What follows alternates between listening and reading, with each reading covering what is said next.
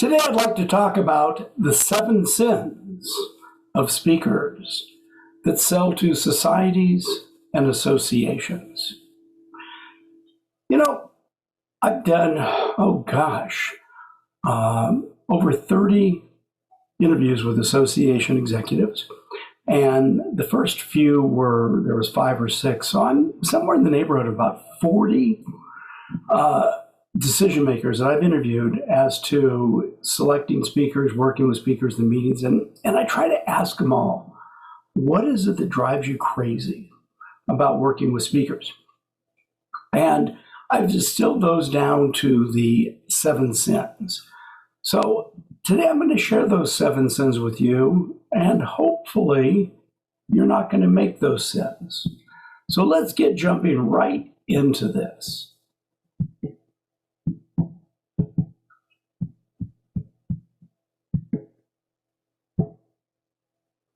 Okay, here we are, 7 sins. So isn't this nice? I have this beautiful title page for you. Okay, so let's get into what these 7 sins are, what you want to be careful of when you're working with trade associations and professional societies. Now we're going to do a countdown. So sin number 7 is, after an association decision maker tells you when to check back, you keep bugging them, or you forget altogether to call them back up. I see this all the time.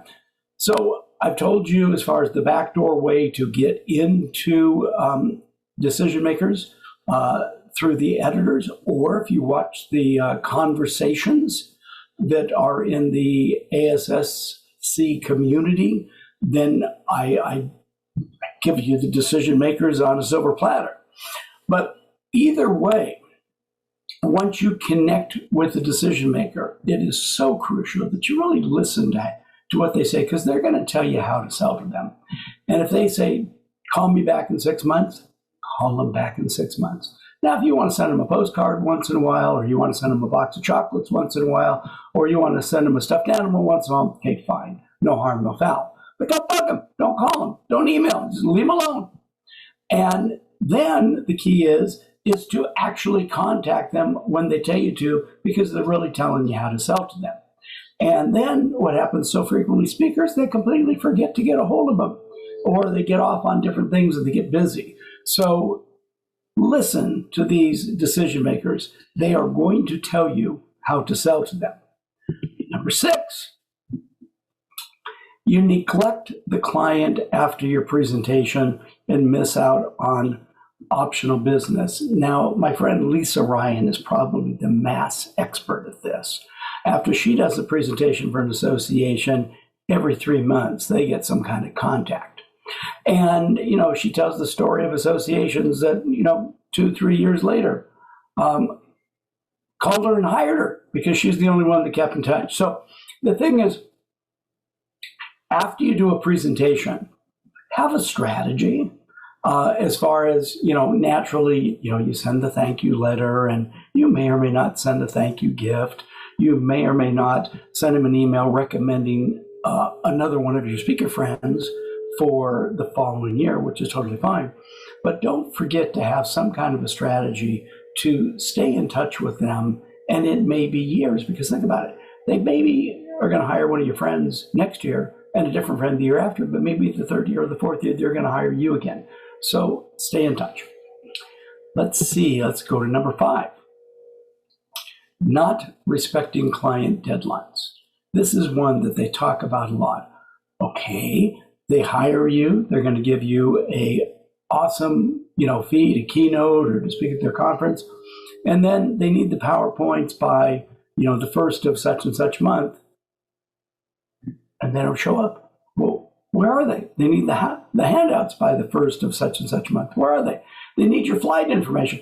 I mean, these meeting planners, these organizational people, these decision makers, these economic buyers, they have a flow, and you need to work with their flow. If they need something from you by a certain date, you really got to do it. And, not use an excuse, oh, I forgot, oh, I got busy. It doesn't work. It doesn't fly. I mean, you've got to put it into your CRM. Okay, here I've got this client. I've got to do this at a date, this at a date, this at a date. They're all very good at giving you the information. The challenge is you may not be very good at putting it in your calendar so you actually get the stuff done. Very, very important. Okay, number 4, not making your client feel comfortable working with you and not exceeding their expectations. Now that taps on to the previous sin, but think about it. When you get on site, do you email or text or call your client to make sure they're there? If they know that you're going to have a difficult travel day, do you give them updates on where you are to make sure that that you're going to be there? Do you have a fill-in? In my contracts, I always put in there that I will supply, if something happens to me, if I become incapacitated, I will supply them with a speaker of equal or greater value at my own expense. Well, that way they know they don't have to worry about it. I've had meeting planners tell me, well, I work with bureaus because I don't want to have to deal with stuff. Okay, that's fine, but that costs you 30%. So if you can book direct, what you want to do is you want to understand what their challenges are, figure out ways to help them fulfill their challenges, and do more. Today, a lot of speakers will say, well, I do a video that they can use to promote the meeting. Hey guys, that's table stakes today. That's not this, wow, gee, wonderful thing. Everybody's doing that. So ask yourself, what are you hearing from the client as far as their concerns when you're going through the sales process? What are they afraid of? What are they concerned about? Take some notes and make sure you do everything you can in your power during the process leading up to the presentation, during the presentation, and the follow-up to the presentation to exceed their expectations and make them feel comfortable and make them feel it was a great idea to book you. Let's get to number 3. Leaving money on the table. Here's what so many speakers do. You get the speaking engagement. You do all your work to customize and learn. And one of my favorite things to do, I would ask for, the names of a half dozen people, especially like board and stuff that I can interview. If there was a member somewhere close to me in Southern California, I'd go visit that member. I'd ask them for, like the last 6 copies of the magazines, whatever I get. So I do all this work. I do the presentation. And then if I stop there, I'm leaving dollars on the table. I'm not really serving them, am I? So, am I talking to them at the conference about other meetings? How they've seen my material, they've seen how the attendees reacted, responded. Now am I talking to them about, what about your leadership meeting? What about your marketing meeting? What about your management meeting? What about this meeting? What about that meeting? What about your association executive council? Do you have state executive directors that come and have a meeting? What about your chapters? Do you have chapters? Do they have meetings that you should speak at? What about sister organizations? You need to dig and keep going deeper, because the deeper you get into an organization / an industry, the more you'll be known as an expert, because people in that industry keep seeing your name.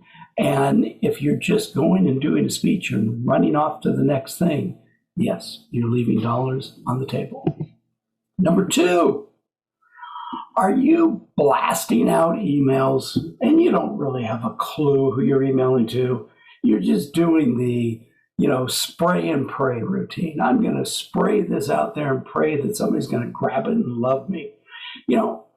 I think it's important that, if you want to sell your services to an association and you want to eventually go deep and do a lot, you better start from the get-go of building a relationship with that decision maker. And if the decision maker and the meeting planner are 2 different people, you need to make a relationship with each. And if there's a current board president and an incoming board president, you got to work on making relationships with those people. You've got to work on, as you're marketing, you've got to work on building relationships with these people. It doesn't have to take tons of time, but they're called relationship bank deposits. And that's what you have to do generally before the sale. And let's get to the number one. Here's the number one thing that association decision makers complain to me about left and right. You call them and you really don't know who they are, what they do, who their members are, what kind of meetings, and you have no clue if or how your material applies, overlaps with who they are. Biggest complaint. So what you want to do, any association you're going to contact, you want to make sure, spend some time at their website, noodle around, look in the navigation, the About section usually gives you all kinds of information on who the members are, what they do, the history of the organization. You can go in the types of members, click on that, find out about what kind of members. Are they individual members? Are they corporate members, institutional members? All those kinds of things. You want to look at all the different meetings they have. You might want to look at the link to last year's meeting, and that's going to give you information as to what kind of a keynoter they hired, and if it was just a big name celebrity and that was it, well, you better know that going in, that big slot is sold, and you better figure out if there are some breakouts or some other general session slots that you might want to get. But they really, I continually hear from association executives that these speakers contact me and they don't know who I am, they don't know what we do, and they don't even know if their material is right. Well, there you go. Those were the 7 sins. Now, I hope that you don't get too ticked off at me because I put it in your face. But hey, would you rather me put it in your face than me go, oh yeah, you're doing a great job. Oh, you're wonderful. Oh yeah, you're wonderful. Well, you're making all the mistakes. So I would encourage you, go back over this. If you are in the community, the ASSC, if you're in the community, this workshop is available to you after the networking event. It will be in the navigation under, let's see, what is it? I think resources and then online workshops. No workshops, not online workshops, workshops. So that's where you can find it afterwards. If you're not in the community and you're watching this and you want to watch it again, sorry, it's not available to you. But you can always join the community. That is an option. And we would love to have you join the community if you'd like to join in and be part of what we do. Well, okay, Aiden, I'm going to turn this thing back over to you.